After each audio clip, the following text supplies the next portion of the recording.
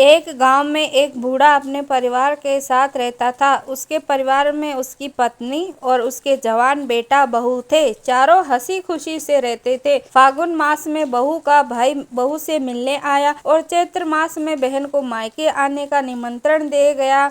जब चैत्र मास आया तो ससुर अपनी बहू को पहुंचाने उसके गांव गया।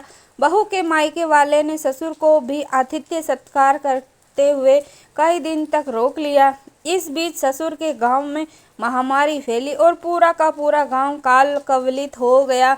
एक भी व्यक्ति जीवित न बचा। जब ससुर और बहू अपने गांव लौटे तो वहां का दृश्य देखकर वे रो पड़े। ससुर अपनी पत्नी गंवा बैठा था और बहू ने अपना पति खो दिया था।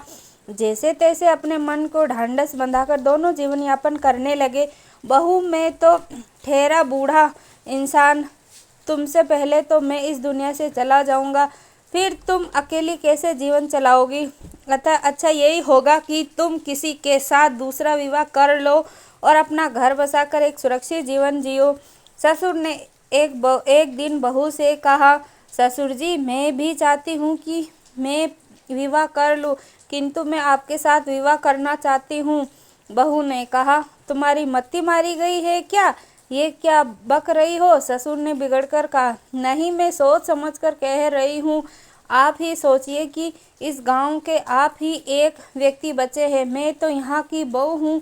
आपके वंश से यह गांव फिर से बच सकता है और बहू होने के कारण मेरा भी यही दायित्व है कि मैं अपने पति और ससुर के गांव को फिर से बसाऊं।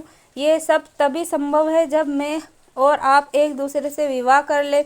बहू ने ससुर को समझाया, तू तो बोरा गई है, मान लो मैं तुझसे विवाह कर भी लूँ तो लोग क्या कहेंगे। ससुर ने कहा, कहने को अब इस गांव में बचा ही कौन है, और फिर गांव की भलाई के लिए किसी का कुछ कहा भी सुनना पड़े तो मैं सुनने को तैयार हूँ। आपकी भी यही भावना होनी चाहिए।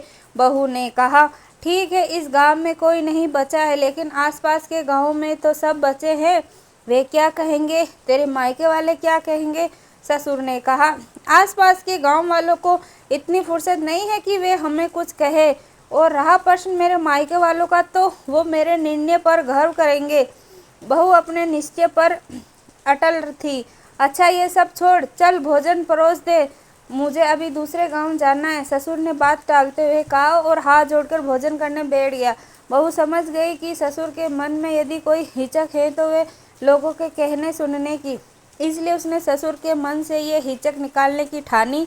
जब ससुर दूसरे गांव जाने को निकला तो बहू ने उसकी पीठ की और कोट पर अपने लहंगे का टल्ला टाक दिया। ससुर को पता नहीं चला। शाम को ससुर घर लौटा तो बहू ने देखा कि टल्ला उसकी पीठ पर टका हुआ है।